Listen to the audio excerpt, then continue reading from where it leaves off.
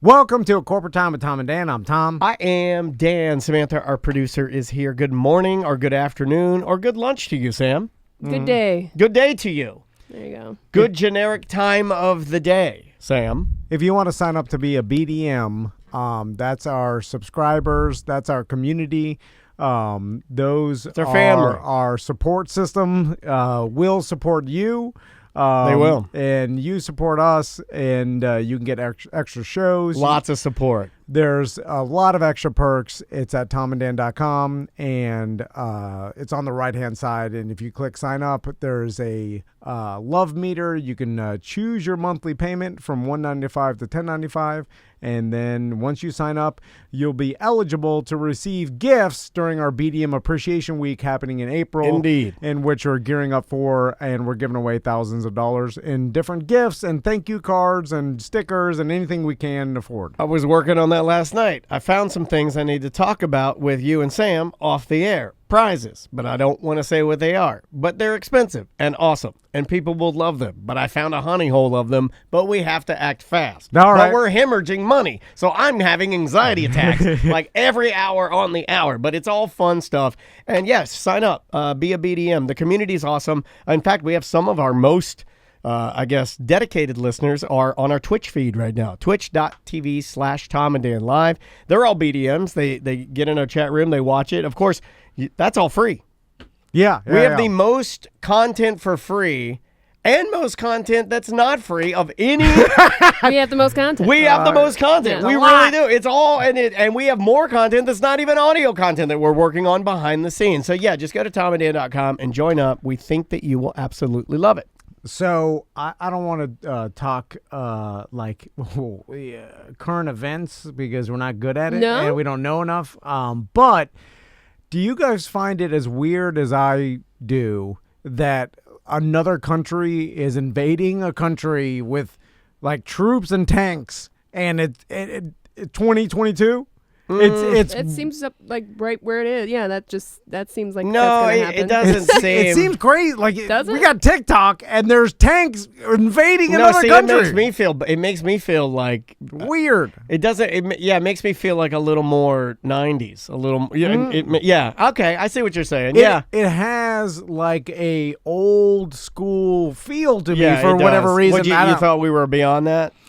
There's no reason never for it. Beyond that. There's no reason that I think I thought we were behind. I think it's just that was because behind us. this has still been going on for a long time in different countries. It's just there's been other things happening in our own country that we seem to be more focused on. Yeah. And it's like I don't. And right now it's kind of not a ton going on right now. Right, the pandemic's kind of not in the forefront unless you're Bob Saget, and then they want to throw that in. But yeah. But you're right. It's like not every day beat over your head. So they're like, No. oh, let's.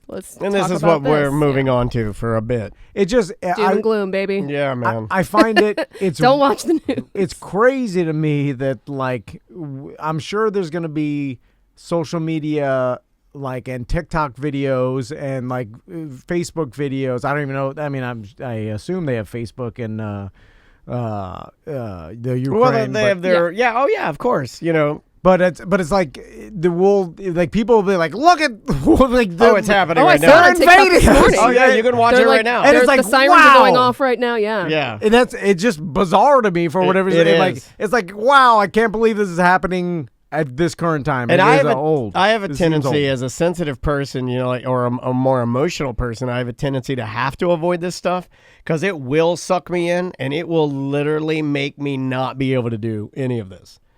So I'm pretty happy you brought it up. Oh, sorry. No, I'm joking. That's a joke. Killing his yellow vibe he's got going on today. I'm affected. I'm trying to give out the sunshine. I'm putting the sunshine out there and putting the positivity out there. Yeah. But to answer your question, it's bizarre. Yeah. It is. It's weird. And if you're like me and you want to try to avoid it, it's kind of hard. Because, look, even social media, TikTok, like you said, TikTok, Instagram, I mean, these are real-world people, real-world effects, families, mothers and dads, and that's what I think about. I always put myself in a position of mothers and dads, right? Because soldiers, politicians, any of that garbage, I can't, and I mean that with love. I mean, like, I'm not you. I can't identify. I don't know what's going on there. The struggle for power, the wanting of natural resources. I don't get any of that. But I can get the mom and dad aspect. The humanity, yeah. I can get the mom and dad aspect of having to gather my child and rush to an ATM to try and take money out and then decide whether or not we're going to load up the car and flee. And when I put myself in that position, it does make me, as an empath, want to avoid the story altogether. I don't want to watch any of this. And sad. I mean, like we told the story before, but this happened to my grandfather. Yeah.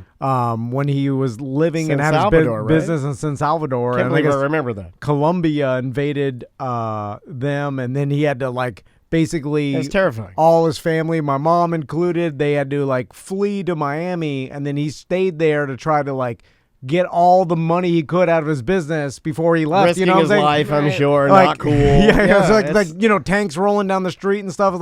So it's that this happens All the time. all the time. Yeah. It's for whatever reason. Even it happened to my grandfather, which is not that long ago.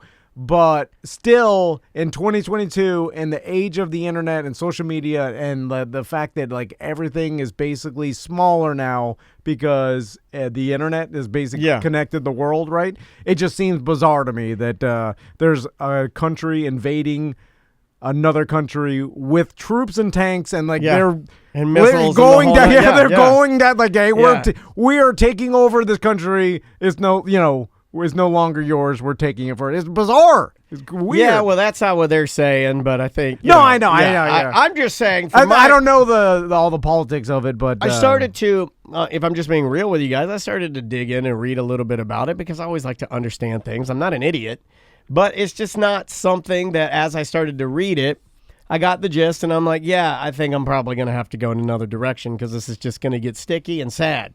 And then it starts spiraling into years-long politics and why certain people, or namely Putin, feel their way and why the rest of the world feels their way. And I don't know if I'm ready to saddle that up today. Then I just read the blogs about how Tory Lanez and Megan Thee Stallion are in court right now. I just got to go to something else. It makes me feel like we need to trash news. It almost makes me feel like it is our duty to our public. You mentioned the BDMs earlier. It almost makes me feel like it is our duty to fire up Who's Porking again, to get the stoke everything that we possibly have. Did you guys hear about Wendy Williams? Yeah, I did. Canceled her show. I did. Sherry Shepherd's taking over. Yeah, but it's going to be the Sherry show. Yeah, what? And she was on a beach announcing it. That was so weird. It was sorry, weird. We're going gossip crazy now, but do you want to go to that? Yeah. Should we go from the Ukraine straight more Wendy Williams? The more Ukraine. Ukrainian Wendy Williams. So what happened? So Wendy Williams has been not on her show for, I think, since last October. If I could hug you right now, more than that. If I could hug you right now for this knee-jerk turn, I would. Thank you, Breaking Sam. news. Thank you, Sam. So she hasn't been on there a while. She's had a lot of celebrity guests sit in for her, right? And she has been diagnosed with Graves' disease, but there also seems to be something else going on. I do not like the name of that disease. I'll stand behind it again. Make it a little bit more chipper so we don't feel like it's the end. Because when you call it Graves' disease, it sounds like you're in the grave. Yes, Yeah. I'm just saying you need to be more mindful when you're throwing. It could be Mr. Graves. He studied. Yeah, I get it, but we're just gonna call it something else. Sky Rizzy. We're gonna call it Sky Rizzy. What is Graves' disease? I don't know. It's an autoimmune disorder. But she also was It's what Pete she was Davidson he has right? it. There's a couple. Yeah, there's a few people that have it. It's not good. It's but not it can great. but it can be managed. I Yeah, believe. you can live with it. There's perfectly levels fine. of it, probably. Yeah. But she was wheelchair bound for a while. Yeah, People it's bad. in her close circle were saying that she was suffering from mild dementia. Real bad. Yeah. And so she ended up suing her bank because they locked down her account because they said that she wasn't of sound of mind and get her money out. It was craziness Sam going on. only follows news of women who people steal their banks and say they're not of sound mind. I cannot deal with war right now, Hey, so I'm going to the blogs. I'm with you. So last week she released, and she has not been on social media at all since she's been kind of off the radar. And she showed a video on Instagram last week that her son was taking of her in Florida walking on the beach, which was a terrible video because it's the wind is blasting the whole time. He's filming it on just a cell phone. You can barely hear what she says. Right. And he's asking her questions how she's doing and blah, blah. But people started taking apart the video and are this video's old as hell. Because she was saying I'm getting stronger, I'm on the mend, blah, blah, blah. But she said she was 56 when she's actually 57. Then people are dialing She mentioned in her the mom, which weather. her mom has already passed away. So they're this is an old ass video that they're reposting to try and make it look like she's recovering because there were talks of them replacing her eventually, finally. because she hasn't gotten healthy enough to come back to her show. And then literally this week, like 2 days ago, they were like, yeah, Wendy Williams is no longer going to be working for us, and we're replacing her with Sherry Shepherd. And Wendy's pissed. Yeah, and then she's like, I she's vow like, to I'm make fine. it. I'm coming back. Yeah, she's like, I'll vow to make it back. But then we still haven't really heard back from her. Yeah, we really don't know what's going on. I don't know what's happening. I love it when people disappear. Johnny Carson, Richard Simmons. I love it when people. But what about when they come back? I like that too. I like a good disappearance, and a reemergence. Well, I hope you're listening, Tupac. She couldn't tell the public anything she wants personally, sure, right? Or unless she's contractually obligated to not speak on it. Yeah, I don't know. And I would imagine she is. So these shows like Wendy Williams, I'm trying to think of some other. It's daytime TV, right? Yeah, 10 a.m. It's like the lesser versions of your Ellen and stuff, right? They're basically. It's a gossip show. Kelly Clarkson has one. Yeah. But that's considered good now, right? Like Kelly Clarkson is she considered a Drew heavy? Barrymore has one. I've watched Drew's show before. They're all terrible. Drew Barrymore is so flippy. That's the word I use for her. She's so bouncy and flippy. Mm-hmm. There's something about her that she's quirky. Yeah, it annoys me. I would have a feeling that it would annoy you, but I find it sort of attractive until I don't. Like I really like it. And then spurts. I'm like, it's too much. To be too but much. I like it. I like Drew Barrymore. I used to love those shows as a kid. I did too. I liked all talk shows. There was something comforting. But there wasn't a lot on because I didn't have cable. So I watched a lot of talk shows. Me too. But there was something very comforting about those shows. Like when you would settle in and you would watch one and then they'd start doing like product reviews or something. I've always had an affection for a good product reviewer selling me something on TV. It's kind of just fluff, right? It's like nothing, non-stressful. It's the exact opposite of Russia invading the Ukraine. Which is why I've been reading up on this kind of stuff instead of war. We're trying to get healthy. So with Wendy Williams and all these shows, they're kind of like TV podcasts in the fact that they have their like core audience that tunes in every day, and that cares about them, and it is kind of like what we do, And then there's like a lot of just probably random people that just turn it on because they're trying to kill time or they're cleaning or whatever it is. You turn it on when you're cleaning, right? Yeah. Like that's the old stereotype is that you have it on in the background as you're like feeding a baby or mopping or. So Wendy Williams has her core that's concerned about her, and it's also diving into all the clues that they think like. She also went through a really messy divorce recently. She kind of relapsed and went back on drugs for a little bit before her. Medical. People have always been extremely mean to Wendy Williams. Like they've like really mean to her about calling her a man and being rude to her. I don't understand the hate. I've never understood why people dislike her. She got really popular, and then that's what happens when you get really popular. I guess. I mean, I don't have anything. I mean, she's just like a nice lady that does a talk show. I don't know anything about her. She's also, though, like, they've made fun of her a lot. Like, I remember The Soup used to make fun of her a lot. Taking clips because she didn't, and seemingly she didn't care. Like, she just did like. She does what she wants. Goofy things, like seemingly crazy things, but it seemed a little bit calculated. Or she was like, hey, I'm going to do. Like wild, like I'll be unconventional and I'll do these weird things. I won't care how I look. Yeah. And then the same thing with during the pandemic. Didn't she do her show remotely for a long time? And then she was eating a cheeseburger or something during like it would be like a little more like it was just like, and then people would make fun of her, but that's what she always did, and that's why her core liked her. But she's going through some problems, and a lot of times like.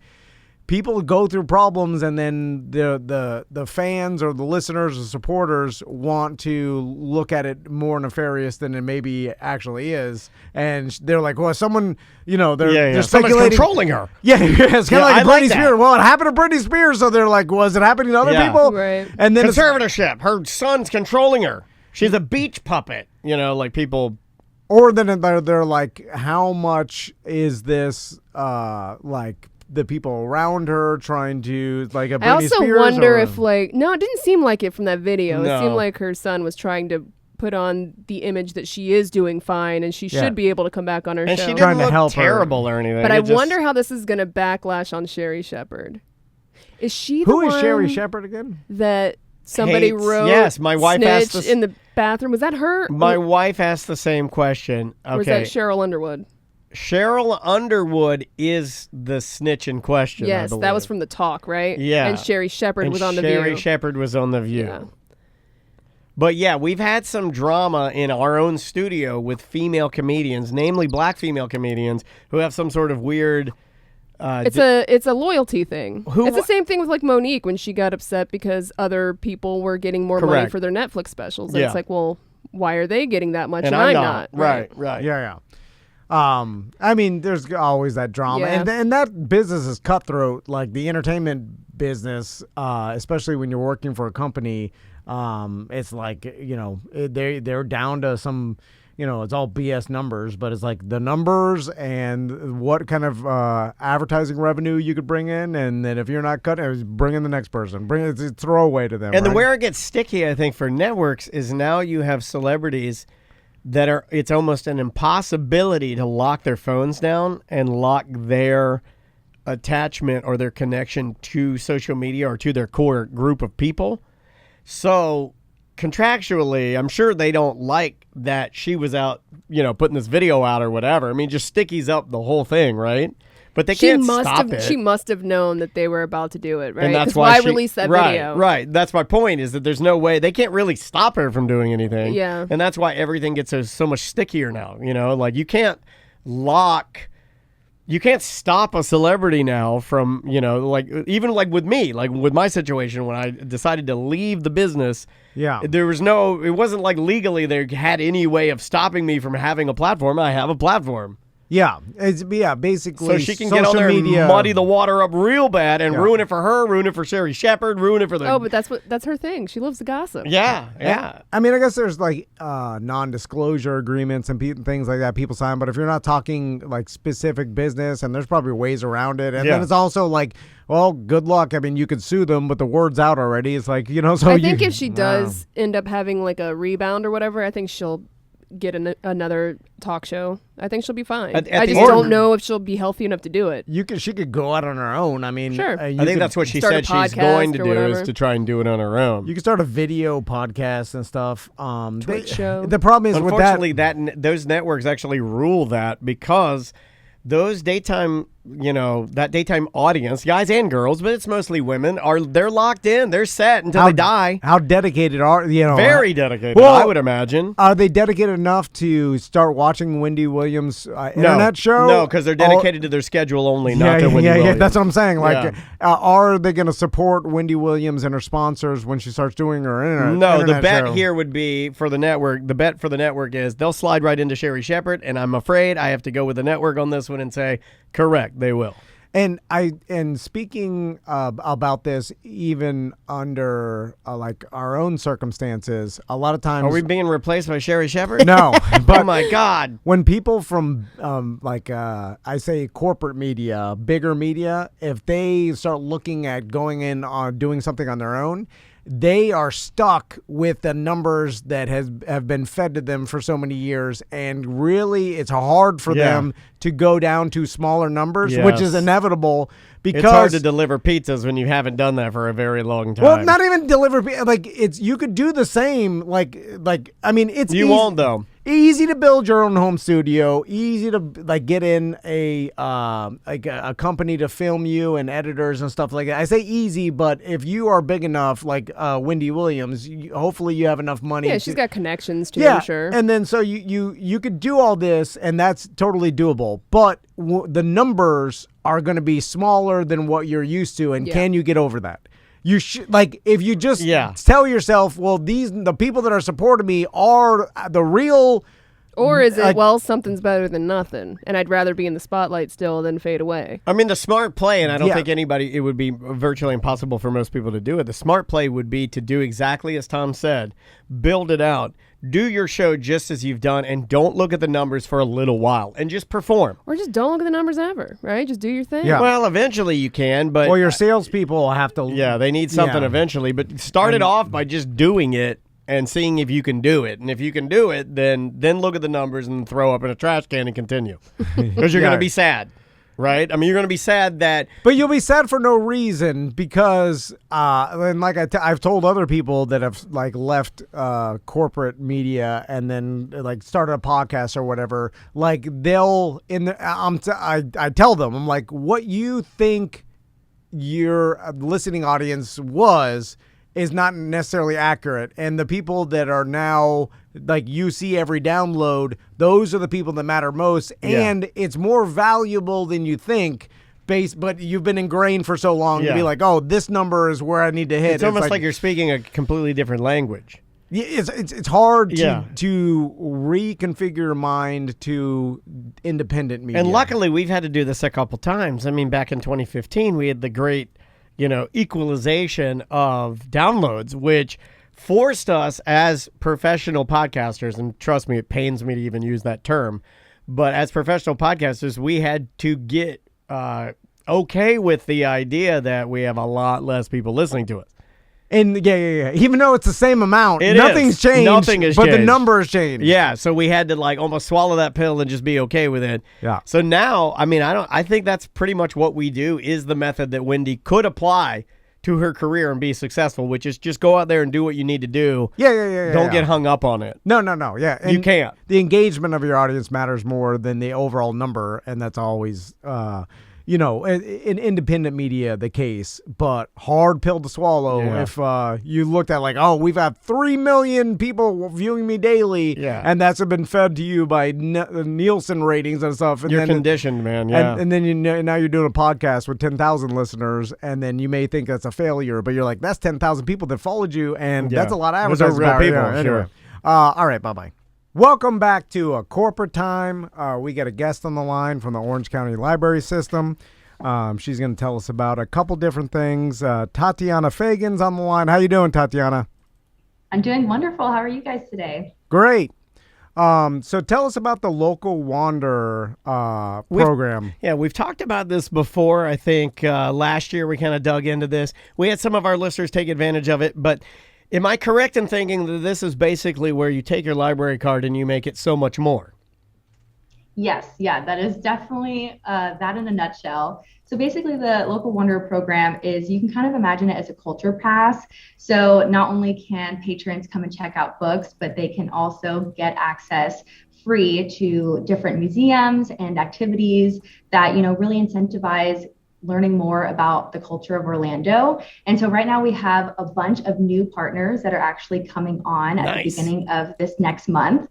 So that includes the Orange County Regional History Center, Audubon Center for Birds of Prey. The zoo is super popular, Central Florida Zoo, Botanical Gardens.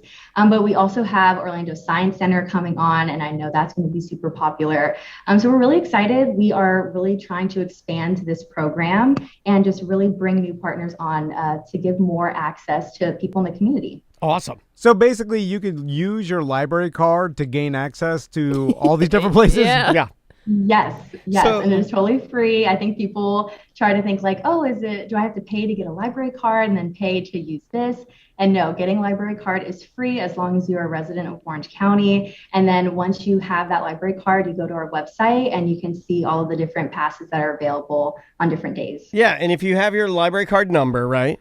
And most of the stuff is they already know. So like if it's a let's say one of the passes, let's say for instance, and I may be wrong in this, but I'm just making up an example. Okay. Let's say the History Center has some special thing going on, and then they open it up, and then they open it for 2 weeks. So you can, having your library card, you can use your library card or number to go sometime during that 2-week time to take advantage of this special thing that they're offering. It's completely free. You don't have to do anything extra. You have to, really, it's literally rolled into everything. All you have to do is have your number or your card and have it obviously be up to date and, congruent and everything good. And then you just get to take advantage of more. So what the library has done on top of the Melrose Center, on top of the simulators, the software, the classes, the books, the CDs, the music, the learning, learning and classes, resources, the friends you can make, the facilities and buildings that you can go to get the different books and different periodicals and things you need.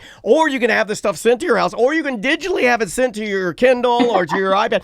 On top of all of celebrity that, speakers. On top of celebrity speakers. Les Stroud, we talked to Les Stroud. On top of all of that, I haven't even gotten to the Florida Wanderer, local Wanderer. I haven't gotten to it. On top of all of that, now the library says, here, enjoy some of our business partners. Just go and check out what they have to offer, and it's free. More free. That is incredible. Like, my wife takes. It sounds like something silly, and we've done stuff like that for our listeners before, and we use a different term. We say we're stupid for doing that. We make it more negative because it's a lot of work for you guys to orchestrate all of these fun and amazing things that you offer. And yes, Tom, so correct. You get all of that for free. That's awesome. I mean, my wife takes the kids to the science center all the time too, and like, you know, screw the science center, go to the library. No, well, sometimes there's a partnership. Sometimes there's a partnership with the zoo. Sometimes there's a partnership with the history center. My daughter went to the history center's camp. They did over the summer. The history center did a cooking camp, a children's cooking camp. It was absolutely amazing. Now I'm going to tell you right now, it wasn't free. So if you have your library card, you can take advantage of that by going to some of their wonderful partners. This cultural pass thing that you guys rolled out, how long have we been doing the Local Wanderer program? It's only been since 2019. So they had it started before the pandemic, and then the pandemic happened. And, you know, of course, museums and things started to shut down. So we were a little bit more limited on what we could offer. But as soon as we reopened in-person events and museums started to open up again, we also got a grant at the end of last year. And so that really gave us the tools and resources to expand the partnership even further, get new partners, offer more tickets. Nice. So it's been really great. And that's why we're excited to reintroduce the program, because it's not technically new, but it's new for a lot of people. They haven't heard about it. They're like incredibly amazed that this is another thing that the library offers. And so we just want more people to take advantage of it. And like we've talked about this before, it's easy to sign up online, and you know, how long does it take, Tatiana? If like someone's like, well, that's a good question, because people they love a good, like, is this going to take me like 10 minutes? I don't have 10 minutes. No, great question. So it's pretty simple. Like I said in the past, you go onto our website, you enter in your library card number, and then once you have that, it will take you to a calendar, and you can see all the different partners that are available and also on the different days. So just so everyone's aware, you can only see up to 30 days in advance. So if I went on today, I could see until the end of March, and then tomorrow I could see until the 29th of March, and so on.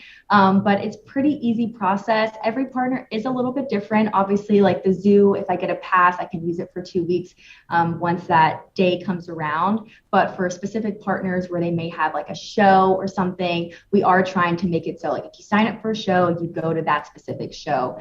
So partners know, you know, when their tickets are being used. But I think all in all, it shouldn't take any more, in my mind, than 5 minutes to do from front end to back end. And they usually receive a confirmation email from us very quickly. Love it. So, okay. Solar Bears are on here. You mentioned Science Center. Yeah. Enzion. You go to the Enzion a lot. Yeah. They're a partner as well. Okay, so this has to be facts. So if you have a family, right, and you are... I do. It's small, but I have one. And you're looking for things to do, like your kids are bored, you're like, I gotta get these kids out the video games, or all they do is want to play video games all day. I'm talking about myself. And so I need to get them out of the house and do something. So then you're like, what do we do? We live in Orlando. So I think a lot of people gravitate towards like the parks or whatever. That's right? going to cost you a lot of money, though, dude. No. That's $1,000 for a Saturday. Yeah. It's like, yeah. You know how much that is. I love the parks. Don't get me wrong, and the parks work with Orlando, and there's a friendship there. Yeah. But it's not going to be cheap. But I'm just saying, cost-wise, and it doesn't even matter how rich you are, because no matter what, money is $1, $10, I'm rich $100. in heart, Tom. I'm rich in heart. So you look at what you get for, like, okay, you're gonna have to go pay for parking. Get in the parks. That's $500 for a family of four. $35 to park, dude. Right? Yeah, and then the food. You're right, $1,000 day, right? So, and then you're gonna be hot, and the kids are gonna be hot. And then you're gonna be like, oh, $1,000 stinger. You can get a free library card and get access to Central Florida Zoo, Science Center, Andy Russell Theater, Solar Bears, the Box Festival Society of Winter Park's on here, Orlando Shakes is on here, Hard Rock Live partners at times with certain events. Do you know how mad especially at the end of the day, when it seems like my sons would have been fine with damn near anything. Something simple. They love the Science Center. All these different things, like the zoo. Like a day you go to the zoo, want to walk around, like free. Yeah, oh man, it's. I don't understand how. Like, I don't even know why you're advertising with us. I believe more people not know about this. It sounds as if you made her Apple Watch go off because of your anger. Quit screaming. Yeah, why are you screaming? It's the first time we've had her on here yelling in her face. It just no problem. It just seems like such a no-brainer for people, to get their library card and just use what you guys offer for completely free. It really is amazing. And I also want to talk to you about the women in the arts exhibition. I was like, you want to talk to her about women? That's the avenue. Honestly, Tatiana, my wife. I want to spice it up a little. What are you doing? Women in the honestly, arts. one last note that I was going to say too is just so people are aware that for each partner, you can only use that pass for that partner once during the year. So you go to the Science Center once for 2022, go to the History Center once during 2022, and so on. But I think really the core focus of this program and why we wanted to create it, and we were obviously inspired by other libraries and other places that are doing very similar things, is to make sure that people that don't have the resources or the funds to go to these places and have that cultural experience, they have the opportunity, and really just making sure that underprivileged communities have access, and so we love that this really does put everyone on an equal playing field and say, hey, you have access to this for free with your library card. So it's been really great. It really is cool to think that if you were a working mom and dad, and there are a lot of them that listen to us every single day that need to pinch their pennies a little bit because maybe they're planning for a bigger trip, or maybe they just hit hard times, or maybe they're still suffering from or trying to get back to good from COVID. You don't really have to cheap out on a lot of the stuff that you want to do around town because the library's got you covered with all these partnerships and different people they work with. So you can save some pennies but still have an amazing cultural experience within our city. Really cool. It's very, very cool. And I know Tom wanted to get back to it before we run out of time. But tell us a little bit about the Women in the Arts exhibition that will be coming up. Yes. Is that the 10th and 11th of March? Yes, so the 10th of March is when the exhibition starts, and it is called Women in the Arts, and it is celebrating the genius of women. And this is actually the 11th exhibition that we've had. So this has been going on for a while. And the exhibition is really to highlight all of the amazing artwork from local artists, regional artists, as well as international this year, which is amazing. Sweet. It is a competition as well, so the women are competing for a prize fund as well. You guys offer are so working many, too much. My God, so many different programs. It's like exhausting when all the stuff you have You're going on. like the best people I know. You really are. And Sam said something. Sam said something that could have been slightly problematic in the chat room, but I'm just going to bring it up because I'm that type of person. But it appears as if, and we do have you via Zoom, it appears as if the library only hires like attractive people that work at the library. That was said by Sam first. It's like every time we Zoom in with you guys, it's like I look at It's part of the criteria. Yeah, I look at you and then I'm like, God, I'm a creature. I am a creature, man. I look like. Oh, I appreciate that. We look horrible. I'm going to start doing my makeup. I'm going to start dressing nice. I got to step it up. Well, Tatiana, thanks for talking to us today. Again, it's ocls.info. Indeed. All the information is on that website, how to sign up for your library card to begin with, because that's where everybody needs to start. And you will miss something if you don't go to their website. You missed Les Stroud. We had him on last week. You could miss this if you're not aware, so just go there and check everything out. Tatiana, thank you for your time. Tell everybody there we said hello, and have a great weekend, okay? You as well. Cheers. See ya. See you soon. Wow, that was really cool, man. They're always continuing to roll out more and more rad stuff there. Yeah, I mean, it's like... That's the one good thing I feel good about my tax money going to. You're right. You know what I mean? You're right. We were getting sucked into a bad day there for a second. And then when we talk to OCLS and then kind of look at all these services we provide. Yeah, it realigns me a little cool. bit. Yeah. It's kind of like Baldwin Park when, I pay a lot for these stupid homeowners in deal. But, and Tom is right. If you see them pressure washing, you're like, at least I'm okay with it. Yeah, when they're cutting sod out and they're planting trees and stuff. I pay my HOA. I don't see them doing nothing. That's why, I think I've talked about this before, but I would like them to tell us, all the, on a toll road, right? When you pay tolls, I need them to show, when they build just the sound did this, just completed. We're just put a sign that says toll money that goes here, right? Because then you'll see the toll booth. Yeah, no, he wants a tag on whatever they built, and it just says new. And he's like, look, this pothole repaired by your tax money. Yeah, look where my money went. Yeah, put a sign, or if you're building a structure and you're using toll money, I want it to be known, so I could be like, oh, okay, that's because without it, you're just like, well, I'm just wasting this. Where's all the toll roads are trash in I know. Florida. They are pretty bad. I need signs. And where's the money going They've to? been toll roads since the beginning of my life. Yeah. I remember riding the same. same. You heard about this one on it because I don't think that money's going to the roads. We need to be told more. The road rangers. No, don't toll us more. No, too many tolls. I just I need to know.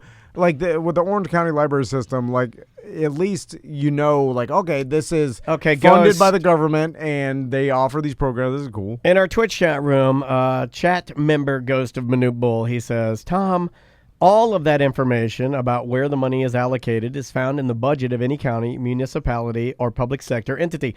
Where's that at? We know that. We want a budget. We don't want to dig to find it. We want a sign as we're driving. Yeah, drop a banner or put a light that says, this is new. We just did this. Finish this. Working on this. But your money goes here and an arrow. I need to be. I'm not going to look at anything. I'm not going to look it up. I'm certainly not going to type for this. I'm not typing for this. I need to drive by a banner with an arrow. Canadian Josh says Dan works in a troll booth. That's just hurtful. Wow. It's just a hurtful thing to say. It made me laugh. Let's do some voicemail messages. Right. This one was left by Kenny, getting a little too big for his britches. Tom and Dan and Sam. Hey guys, it's Kenny. Tom, you just sound like a complete old pop when you're talking about how football players with young coaches and everything. You're in your late 30s. You're talking to EJ, who's the same age. You guys don't realize that the NFL is now full of millennials and Gen Z, and they're more empowered than they've ever been with being able to transfer in college, with being able to choose their college when they're in high school. They're social media stars. They need someone that can relate to them. So the wave of young coaches is actually what's becoming more respected in the league by the players. The young coaches understand these younger players as opposed to these old, dumb men who just can't relate. If you look at the final 4 teams in the NFL in the playoffs, 3 of them had young coaches because you had Sean McVay, you had Shanahan, and you had the dude out of Cincinnati, all of them young. The only exception is obviously dumb old Andy Reid, who's just a big fat walrus. But look at else who I do love a dumb big fat Andy Reid. And I love big fat kid Andy Reid more than anything. That picture is saved on my phone of how large he was at football tryouts when he was a child. When he did punt pass kick competition. He was a big giant. Yeah, there's something of a growth hormone problem. But then you look at him now and you're just like, I don't see it. Listen, Kenny, you're probably right, and I was just talking out loud, and maybe I'm saying some dumbass old man thing, and you're right, and maybe the new wave of young coaches is going to be the new thing. I was just asking the question if the dodo players, but I'll just narrow it down, the dodo players that have been used to old men yelling at them their entire football career from Pop Warner to high school, you know what I'm saying? Yeah. Do they get to, the NFL, and then they can't, understand this young person that's only 10 years older than them being their coach. You're probably right, though. It doesn't matter. But I wonder if it does happen, you just don't see it because it just gets corrected, right? I mean, based on the evidence, he's right. The younger coaches made it to the Super Bowl, so I guess it doesn't matter. Maybe all the coaches will be in their 40s, and that's what they're transitioning to, and the players will be fine with it as long as you win. Who's the oldest coach in the NFL currently?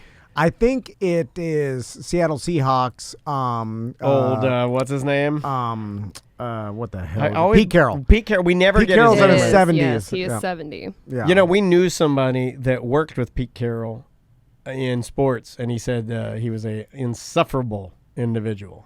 Yeah, well, he's old school. He said Pete Carroll is just an angry, mean old eagle head. He looks like Sam the Eagle from the Muppets. Exactly like if anybody played Sam the Eagle. He also looks good for 70. He does. Yeah. Like, he looks younger than 70. He kind of looks like James Woods a little bit, too. Big ding dong. Yeah. Let's try this one. Hey, Tom and Dan and Sam. This is Steve. Fazoli Steve. Fazoli Steve! Yeah! We were waiting for you to call back. I did that weird job Wednesday when I worked at Fazoli's. That's kind of what this message is about. Fazoli's! I live in Orange City, close to the dark tundra of Deltona. And there's a Facebook group that I'm in. It's a Deltona group, but it's gossips and complaints. And it's very entertaining, by the way, because the people are ridiculous and they argue all the time, and the posts it's just a bunch of nonsense, but I love it.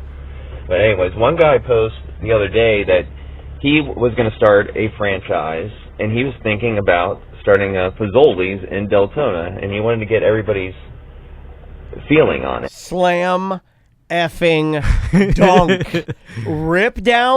It would rip the glass out of the backboard. Slam effing dunk. And this post got like 300-400 comments, and everybody was for it, but I don't see how it could work. There used to be one in Orange City and went out of business. It's trash food. And then what are you talking about? After the novelty wears off. The novelty? I mean, why would you even put one in Deltona? The fanciest restaurant is Beef O'Brady's. Right, so on par with I think it's Fazoli's. pretty ridiculous. Yeah, do you think Fazoli's is fancy? You worked there. You told us there was roaches in the walls. I just don't think a fancy establishment such Fazoli's. as a Fazoli's. Bring back Quincy's. It would 100% work in Deltona. Yo, Sam! Bring it back. Everybody's nostalgic for it. I would. Can we reopen a Quincy's? Tom and Dan's Quincy's. Tom and Dan's Quincy's. It is Tom and Dancy's. Yes. Fancy Tom and Dancy's. Fancy Tom and Dancy's? That's what we call it, but it's like the food of Quincy's. There was a lot yeast rolls. Cash for gold. I'll wear a yeast roll costume. In Deltona when I lived there, and I didn't understand it because I looked around. I was like, I thought no one had gold here. Wow. Why? Like, why are there so many cash for gold? Well, they venture out and they steal the gold. And neither cash nor gold. No cash, no gold. That's what it should have said. Nothing. Let's say. I wonder if they turn themselves around, Deltona. I haven't been there in a hot minute. At least I haven't been through there's an interstate here in Orlando, Interstate 4. You would have to get off of that. And then, what's that main road? Providence. Is that the one that's got the Zaxby's? Yes. Okay, so Zaxby's in Deltona still running? I believe so. Don't know. Though. Do we have what else do we have? Look up Providence and type in Zaxby's Providence Deltona and see what's on that main strip. I need a rundown of what we got there. Deltona's an odd place in the fact that it's just basically a giant residential community. Yeah. That had basically all the roads are spiderweb throughout. There's no grid system, and it's just a neighborhood built on sand. And then and it was cheaper houses than Orlando. That's why I moved there, because at the time and right before the I lived there too. Housing market People fell. Don't make fun of the fact that I lived there. I lived there. Well, I claimed it a lot harder. You did. You went hard on the Deltona. Yeah, I kind of kept go it hard low-key. on everywhere I lived. Yeah, I kept it low key. That I moved in there. I used it as a financial trampoline. I moved the hell out of there. Is it the one that's considered to be in Orange City on Saxon Boulevard? Yeah, on Saxon. Saxon is what I need. We got a Colts pig stand. I'm unfamiliar. I'll give that a pass. Sounds like mom and pop. Sounds good. Sounds like barbecue. I'm okay with that. We got a Sonny's barbecue. Yeah, well, I mean, it used to, when I was a kid, Sonny's was legit, but, Moe's. Welcome to Moe's. Okay. We got Taco Bell and Applebee's. Jersey Mike's. Wow. Yeah, they've Texas Roadhouse. Texas Roadhouse. Oh, that's all I want to do for my birthday. That's what I want to do for my birthday. There's a Goodfellas Pizzeria. If I invited both of you And I'm talking, I sent an invitation to your house. First of all, would you get the invitation and open it?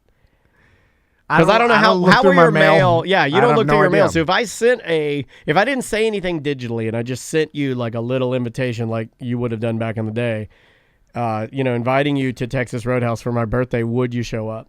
Well, I think Crystal looks at the mail, so I think she'll give it to me. Do you look at your mail? Or does your husband look at your mail? We both do. God, I'm with you, buddy. I don't look at not nothing. one piece. Haven't touched a piece of mail in 12 years, I bet. Because I'm like, what's in there that I could be beneficial to me? Well, Nothing. I had to get my new insurance cards in Could the be mail. an invitation to Texas Roadhouse. What if I'm having my birthday? She gets the insurance cards and then leaves them by my wallet for me. Like when me and Sam, Dan our wives are like our mom. Call Texas Roadhouse. Call Texas Roadhouse. Do you do anything? Like, do you do any mom things for your husband, or is he pretty much independent? Yeah. Do you hold him like a baby at all? Sometimes I pre-make his lunches for him. Oh, that's more of an old school wife making thing. Smoothies. Yeah. That's we cook dinner together. Yeah, I cook dinner with my wife. No, do you cook with I do your wife? most of the laundry. No. Okay. Do you do laundry? Or does he do laundry? I mostly do it, but sometimes he does if I can't get to it. Okay, I never do laundry because I'm terrible at it. I've been asked not to do laundry. I will cook. I'm the cook.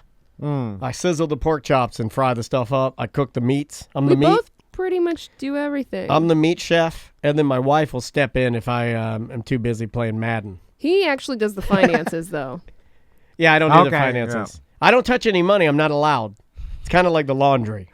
Separate bank accounts, so we keep receipts and exchange. We're actually considering. We don't have a meeting. He just sends me a quick pay request, and I'm like, I owe you $150. Do you check his work? You don't even know if he's going to be cheating. I trust him. What if he's bleeding you dry? Nah. You're pretty fancy. You're a podcast queen. You got a fancy ass job. He might be stealing on your money. Nah. I don't know. I don't trust him. I'd look into it. Let's just get rid of these angry Kenny voicemails. This guy's a troublemaker. Tom and Dan and Sam. Hey guys, it's Kenny. I got a t-shirt idea, and it's going to be one of those where only we know what it means. But the t-shirt just says 1 equals 1, 2 equals 2, 3 equals L2, 4 equals W1. And we all know. And if anything, if you want to add another hidden joke, you can do 5 equals question mark. 5, of course, being squirt. All right, love you guys. Bye. You're right, Kenny. You've gone insane. Yeah. Was this guy off his medication? What's happening with Kenny? Have we talked to him recently? These are old voicemails. He emailed me today to try and get in next month. Whoa! Yeah. He has lost his mind. He has. He did that undie run and lost his mind. Yeah. It only takes one good gay mud. What is it? Like a gay tough mutter. Yeah. You do one gay tough mutter and look where you're at. All right. Bye-bye. Welcome back to A Corporate Time. Let's do some voicemail email. Email first? All right. Yeah, let's go email first. Okay. Hi, show. In an age of battle royale-focused video games, I sometimes feel like a bit of an old-timer since I have a preference for strong story-based single-player games. I do as well. This is a smart person. I just finished my second playthrough of Cyberpunk 2077 on PC, and it's one of my top 5 favorite games of all time. I put over 170 hours total into it and walked away both times completely immersed in the world of Night City and the characters I ran into along the way. I'm about to start it again because they've patched it, but I was playing that. I got sort of far, not far enough to finish it, or ruin it, but then I had one major glitch in it where there was a mission that was stuck, so I'm going to have to restart it. Some other games that had the same impact on me include the BioShock trilogy, both Red Dead Redemption games, the Metal Gear Solid franchise, and Skyrim. My question for Dan is, what is your favorite story-driven video game of all time and why? And for Tom, provided the circumstances were right, do you think you could play through and enjoy an engaging story through a video game? Sam, you can answer one or both, but I'm not sure where you stand when it comes to video games outside of It Takes Two and Mario Golf. Thanks. My favorite story-based video game would be following along like the tale that emotionally affected me was Witcher. Second place would be the Egyptian arc of the Assassin's Creed franchise. Assassin's Creed, I forget what it was. Oh God, it was the one in Egypt, but it was you played as an Egyptian man, and he the whole quest was like him saving his son. And I cried at the end when there's a I won't ruin it. It's playable. Assassin's Creed Origins. Yeah. It's good enough that there's there's a family arc in there that literally gutted me, and it's great. It's great. Witcher, a little lighter, but still great. They get you like a movie, they get you in the feels. Yeah. I know that's not normally your path, but that, man, I don't know, maybe Origins is right up there with it. The Origins, when they write it well, you know what does it for me? Voice acting.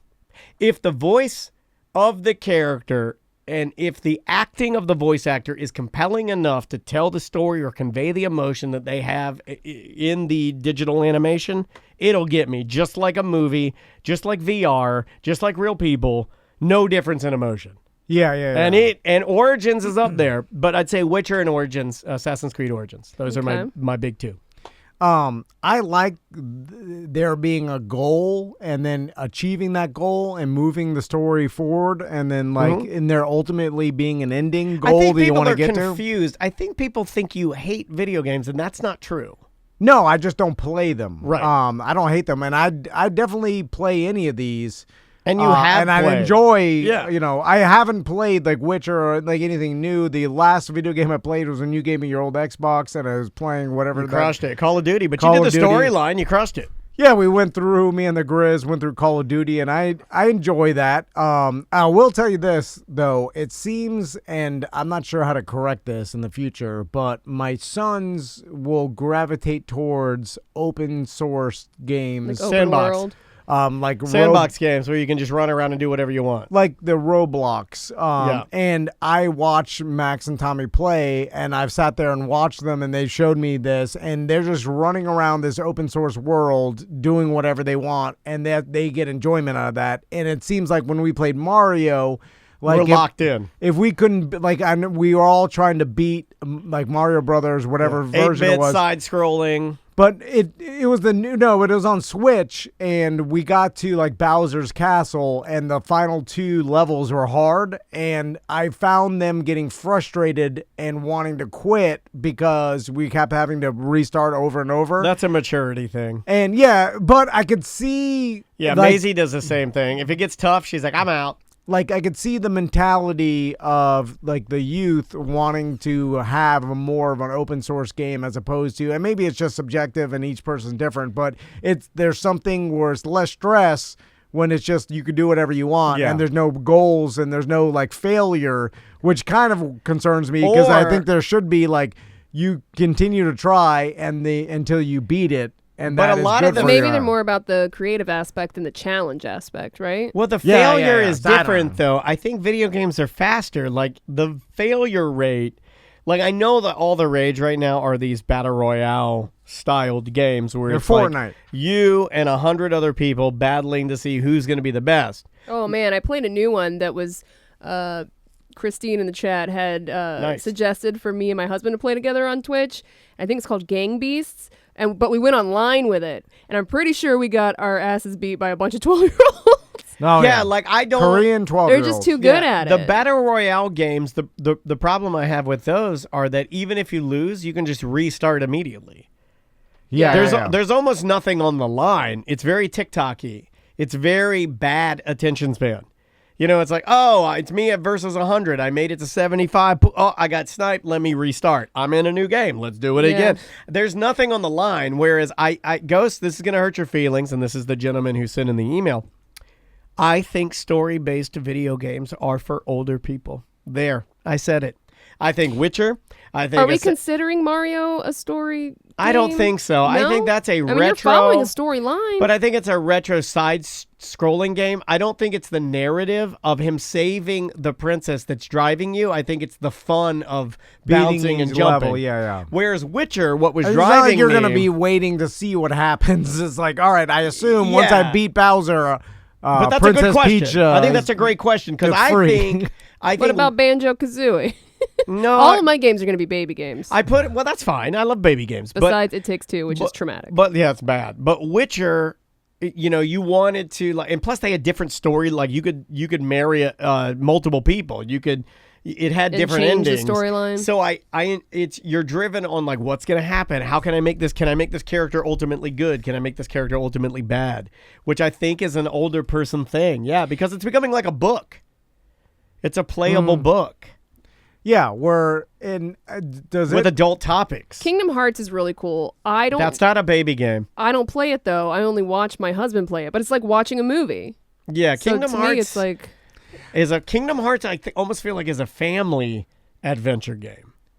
It's pretty dark though. Most of the adults I know play it, but I know a lot of kids that love it. Yeah, because of the Disney aspect. Yeah, it's weird. I wonder. That's a good one. I wonder. Okay, so in the movie industry, how it seems like the business aspect of it is let's try to create the biggest blockbuster Marvel superhero type of movie that the world can understand because they understand this is the good guy, this is the bad guy. Big action movie, and it's and then we can sell to China and India and huge markets and stuff. It's worldwide. It's that's globally watered down. And then and so easy to understand concepts that are not very complicated. So it kind of takes some of the intelligence and the art away from the movie for us. But it adds bigger blockbuster movies and more revenue for the producers, right? Yeah. And so that's where we've seen so many of these movies, and that's where kind of movies are going, is worldwide, something that's kind of watered down but can make the most money. Sure. I wonder if video games are going to go the same route, or they probably already have, where a lot of if you can own this video game and continue to play it, and they can continue to add things that you could buy, and maybe it's a little more open source and you can buy in-game purchases and stuff, that's probably where they'll make the most amount of money through those kind of things. The microtransactions, I think, and a lot of gamers have problems with them. And then if you have a game that has an ending, you're less likely, and it's not really open source. You're if you beat Witcher, are you going to go back and play it again? It's you already solved the story, right? Well, there's different versions. You can marry Yennefer in one arc. You can marry Triss in one arc. I've only done one arc. So it branches off. Yeah, or it just changes a little bit. Or it's so fun. So it's choose your own adventure. Yeah, and the Witcher games are fun. There's a certain level of playability to them. They're repetitive, but not in a way where I feel like you get bored with it. You're always in the landscape's very beautiful. The places you go are very engaging, right? Yeah. But yeah, I think video games, they take more chances though than movie studios. What's the Sam? Look up the last video game that was released that made the most money, worldwide. It's gotta be good. The last, Halo was the last big one that was released, and I haven't even finished that. I'm still, I didn't find it. That has a story though too, right? It does, but it's not pulling me in like it used to, man. It's not. I don't know what's. I've played through every single version of Halo, every iteration of it. And this one's not pulling me in. I don't know why. I'm still hammering around on Madden challenges. Call of Duty Modern Warfare, $1.91 billion. My God. So the first-person shooter is still the most popular. Yeah. And the Grand Theft Autos, Grand Theft Auto 5 is still going. I mean, when Butler was here, Butler played that every night, and he still plays it. If he wants to get on a game and grind a little bit, it's just, and a lot of my friends do that. They just get on Grand Theft and still play. They do heist, and they're always adding DLC to that. And what's DLC? Downloadable content. Sorry. Okay, so then it always changes, and that's where the future video games are going. Rockstar understands. You start buying different upgrades and different. Yeah, GTA 5's made more than $6 billion. GTA 5, the cool thing that they've done though is that they don't charge you. You can spend money, you can do microtransactions to buy more currency to use within the game for special edition, clothing or apartments or whatever you want, cars or things you want to buy. Yeah. But for the most part, when they roll out new gaming, like missions or heists or helicopter heists or stuff like that, it's all free because it's just the value of the game. Gotcha. So it keeps you coming back, which in turn makes you want to spend those microtransactions of real money because there's seemingly endless things to do in that game. Do you want to drive a taxi? Do you want to rob banks? Do you just want to run around like Tommy and Max do and jump off buildings? You can do that. You want to just fly around all day? You can do that. So I know this is a super technical question, but I don't understand really. So when, obviously we're moving towards a world where there's going to be no hard copies of video games and it's all just downloadable from the internet, right? Sure, yeah. And we're already almost, We're there. And then, so when do we get, you'll always need some hardware to play the game.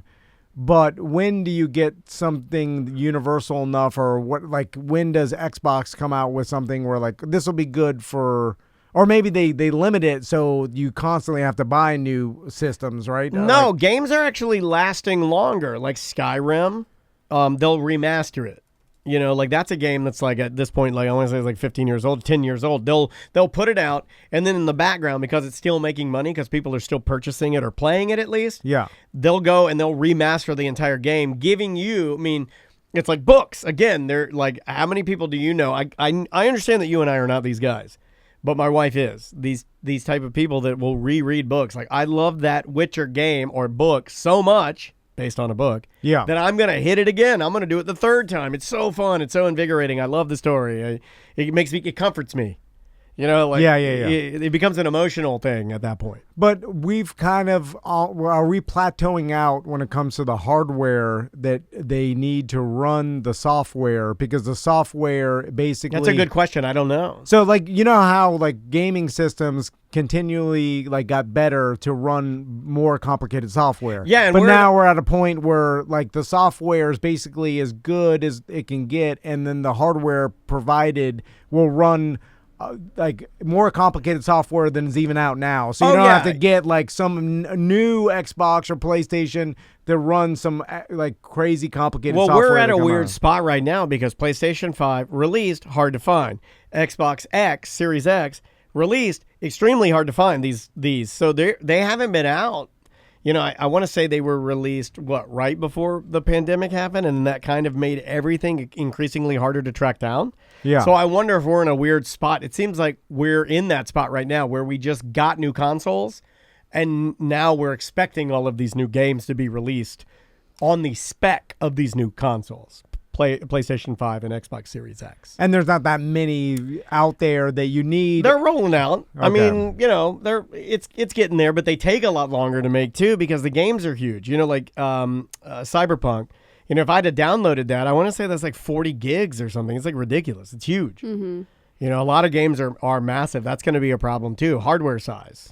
Do you foresee any other style? 70 gigs. Thank you, Ghost. I was wrong. 70 gigs. Is there like, okay, so we're familiar with first-person shooter games, and then like going through that, you have a gun or whatever, and like you run around, pick up weapons, hide in buildings, fly through the sky, parachute down. Is there any, like, I guess there's only a certain amount of adventures that human beings are interested in. Like, you know what I'm saying? Like, so it's like a game is never going to be popular without the option to shoot and kill or like, you know, do any, you know what I'm saying? Like Lawnmower Simulator seems to be pretty popular. A lot of simulators. Yeah, a lot of people like what's that? Lawnmower Simulator. You just mow lawns. You mow lawns and you collect different like real world mowers and you upgrade them and you upgrade your lawn care company and you just... I played a game the other day, I think it was called Moving Out, and you're just moving boxes in a moving truck. Yeah, there's see how fast you can get all the furniture and boxes out of the house. It's craziness. On VR, I played a game last night, a drunken bar fight, where you just literally you get drunk and you start hitting people in a bar. There's a game for anything. I'm sure if you were able to travel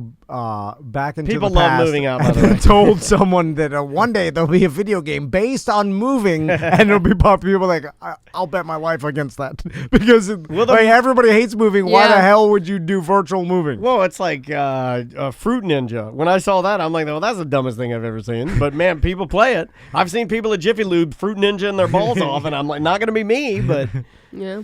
Yeah. Sam's right there. There are games for anything now. Like the Lawnmower Simulator one with the real world mowers. There's one that's called I Am Toast, and you're just a piece of toast trying to make it across the kitchen. It's stupid. I'm going to play that one. That sounds pretty good. It's actually pretty hard. You know what I've seen a lot of? There's a lot of games that deal with, and Sam mentioned it earlier, but a lot of like gaming...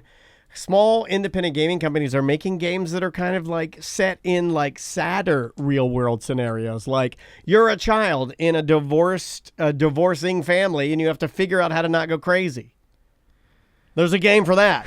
Well, there's a game for like where your father is like this one guy. I remember I was telling you there's this one game I went to download that's an indie game on Switch. When you get into the indie games. Yeah, where your dad is drunk and he comes home and you have to just try and not come home when your drunk dad is home. Well, that was my life. What the hell? Right, but it's a game that you can download and play it. And I'm like, well, I don't know if I want Maisie playing that because I don't really want to play. It doesn't sound fun to me. I'd probably be good at that game. Yeah, you might be. Tell me that game. I'll play it on Twitch. You might be the champ. Actually, what's sad about it is I think the game was based out of the Ukraine. I think it was like a Russian. Man. I think it was like a Russian game. Very sad. It's all fascinating to me because it's all under like, you know, you're playing. Is it just called Drunken Dad Simulator? Because if that's it, I'm in. I don't know. Drunken Dad Simulator, you'll play a drunken bear who has to look for his beer bottles at a child's birthday party. That's weird. That's even weirder than being a dad trying to yell at your family. You're a bear and you're finding beer hidden at a child's birthday party? It's all just, you need a break from your normal life, so you need a distraction. Correct. And that's it. It's, it's interesting that we all are complicated looking distractions, for though. so many distractions. Life is hard, man. And that's, but I feel like people like video games and distractions even with easy lives.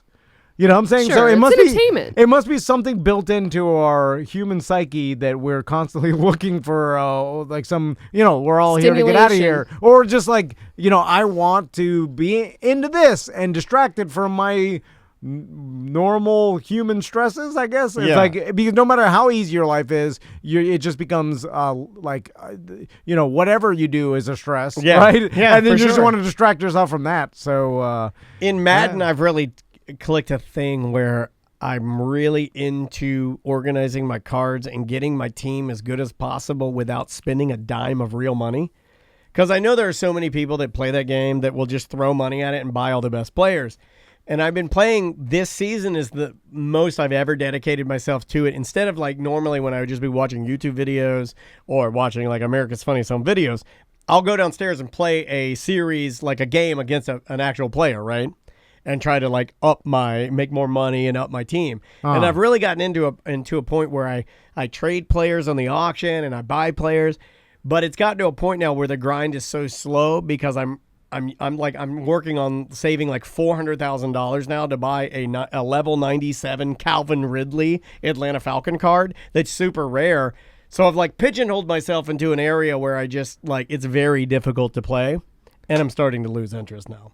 Oh, they want you to pay money. Well, no, I don't have to. I would just have to. I could either pay money and try to get the card, or for the next, like, let's say 6 weeks, grind. Yeah. Well, that's how they make it. Right. Yeah. It's in-app purchases and all this stuff. That's obviously, they don't know how bullheaded I am. I will not pay you money, Madden. I will not do that, EA. You just give up. I could, yeah. Yeah, I could definitely give up. Because they'll make it so hard, and they do it on purpose, that it's either people will break down and be like, all right, I'll pay for it. And then once you pay once, you're like, that was a lot easier. I'm going to continue doing that. Or they make it super easy now where it's like literally an instant charge. It's not like you have to do like once you're hooked up. Yeah. You just hit a button. Yeah, you hit a button. It's fast. But anyway, bye-bye.